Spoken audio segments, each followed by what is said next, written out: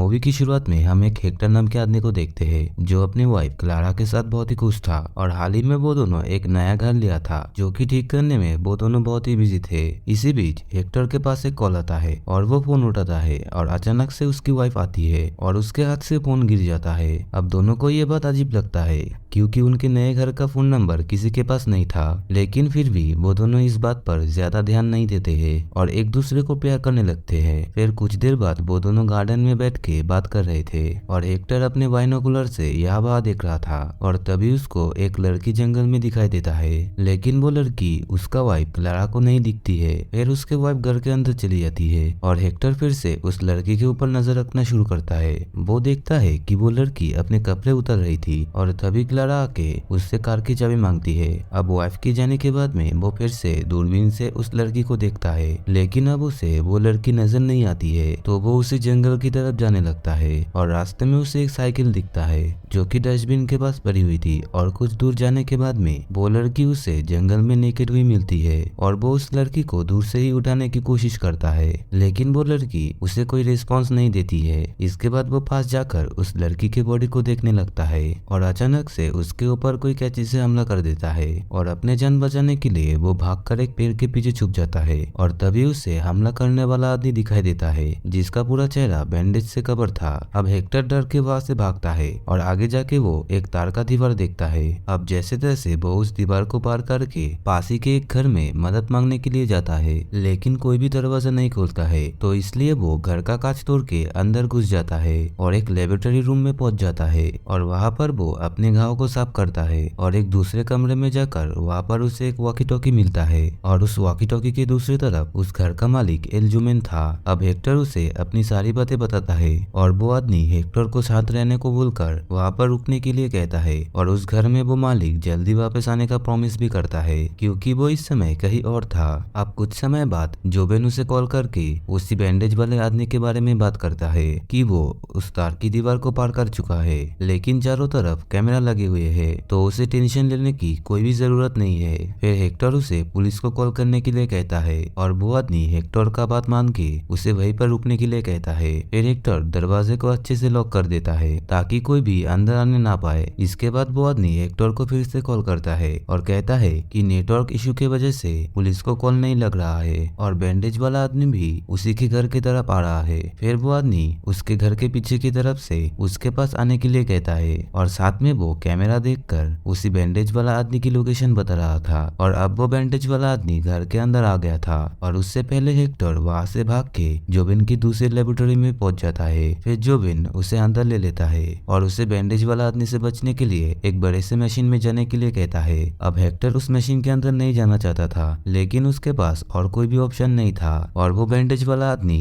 वहां पर पहुंचकर खिड़की से उसे देख रहा था और तभी हेक्टर कुछ भी ना सोचकर उस मशीन के अंदर चला जाता है और उस मशीन के अंदर पानी भरा हुआ था, लेकिन वो मशीन कुछ ही सेकंड में खुल जाता है और हेक्टर बाहर आता है। अब बाहर आके वो देखता है कि रात के समय अब दिन हो गया है और जोबिन भी उसे पहचान नहीं रहा था। फिर हेक्टर उसे बताता है कि उसने ही उसको उस मशीन के अंदर जाने के लिए कहा था, लेकिन जोबिन को कुछ भी नहीं याद था। फिर वो अपने घर की तरफ देखता है और उसकी वाइफ घर पे काम कर रही थी और वहां पर उसी की तरह दिखने वाला एक दूसरा आदमी भी था। अब ये देखकर वो शॉक्ड हो गया था और उसी के घर में वही सब चल रहा था जो कि वो कुछ समय पहले अपने वाइफ के साथ कर रहा था। अब जोबिन भी इसे देखकर शॉक्ड हो गया था। फिर जोबिन उसे समझाता है कि वो फिर से घर नहीं जा सकता है क्योंकि वो टाइम मशीन से कुछ टाइम पहले अपने अतीत में आ चुका है और घर पर पहले से ही अतीत वाला हेक्टर है और अब वो वेट करे अतीत के टाइम और प्रेजेंट टाइम को मिलने का। फिर हेक्टर ये देखता है कि उसके द्वारा तोड़ी गई खिड़की अब जुड़ चुका है,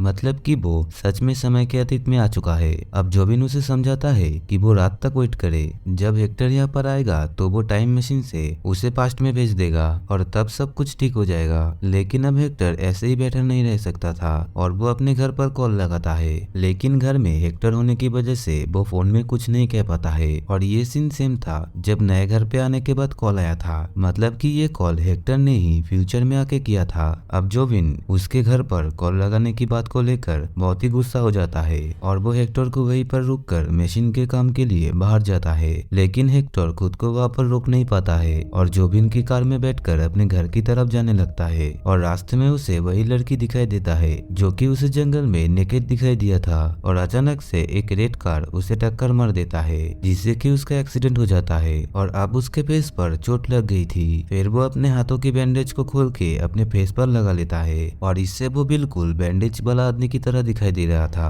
मतलब कि ये बैंडेज वाला आदमी और कोई नहीं हेक्टर ही था, लेकिन किसी अलग टाइम जोन में उसकी मदद करने के लिए वो लड़की आई थी और उस लड़की का नाम चिका था। वो लड़की उसकी मदद करनी चाहती थी, लेकिन एम्बुलेंस बुलाने के लिए उसके फोन में सिग्नल नहीं था और हेक्टर 1 उसे रोक देता है और उस लड़की की कैची को अपने पास लेके वो उस लड़की को फंसा के जंगल की तरफ ले जा रहा था। अब चिका को भी उसके बातों से अब डर लगने लगा था और हेक्टर 1 वही सारे इंसिडेंट फिर से दोहराना चाहता था ताकि हेक्टर टाइम मशीन की तरफ खुद आ जाए। फिर मौका मिलते ही चिका वहां से भागने लगती है, पर हेक्टर 1 उसे ढूंढ लेता है और कैची से डराकर उसके मुताबिक काम करने के लिए कहता है। फिर डर के मारे चिका किसी भी तरह अपने कपड़े को उतारने लगता है। फिर हेक्टर घर से सब कुछ देख रहा था और वो पहले वाले हेक्टर की तरह जंगल की तरफ जाने लगता है और इधर वो लड़की हेक्टर से बचने के लिए उसके ऊपर हमला करके वहां से भागता है, लेकिन हेक्टर 1 उसे ढूंढ लेता है, लेकिन गिरने की वजह से चोट लगकर वो लड़की बेहोश हो जाती है। हेक्टर 1 पहले की सीन की तरह उस लड़की को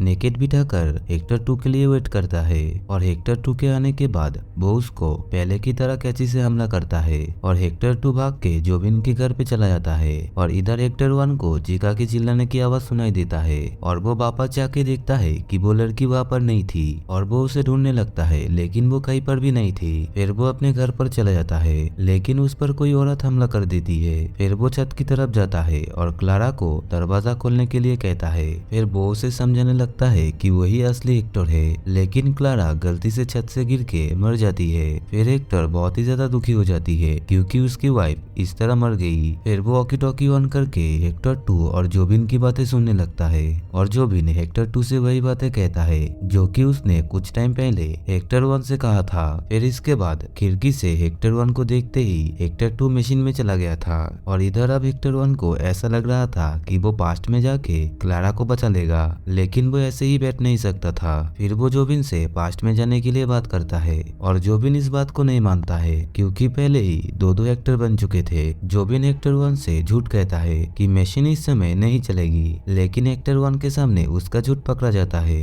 और यहाँ पर हेक्टर 1 उस पर हमला कर देता है। अब हेक्टर 1 अपने बैंडेज को खोल के टाइम मशीन की बैटरी ढूंढने के लिए कहता है। फिर दोनों बाहर बैटरी ढूंढने के लिए जाता है। जोबिन उसे समझा रहा था कि अगर वो फिर से पास्ट में गया तो वो खुद हेक्टर 2 बन जाएगा और ये सब चीजें फिर से चालू हो जाएगी, लेकिन हेक्टर 1 का प्लान था कि वो हेक्टर 2 को मार के उसकी जगह ले लेगा और तब समय में एक ही हेक्टर रहेगा। लेकिन वो ये समझ नहीं पा रहा था कि हेक्टर 1 या फिर हेक्टर 2 सभी एक ही है, बस उन दोनों में टाइम का ही डिफरेंस है। और तब हेक्टर 1 के दिमाग में एक बात आती है और वो जोबिन से पूछता है कि उसकी पास्ट में जाने की बात कहने से पहले उसने टाइम मशीन की बैटरी क्यों फेंक दी और उसे कैसे पता था कि वो उससे पास्ट में जाने की बात कहेगा। फिर हेक्टर 1 की हमला करने पर जोबिन बताता है कि एक और हेक्टर 3 है जो कि उससे भी पहले टाइम ट्रेवल कर चुका है। उसके पास्ट में जाने से ठीक 30 सेकंड पहले सारे इंसिडेंट को हेक्टर 3 देख चुका है और हेक्टर 3 ने ही कहा था कि हेक्टर 1 को पास्ट में जाने से कैसे भी करके रोक ले,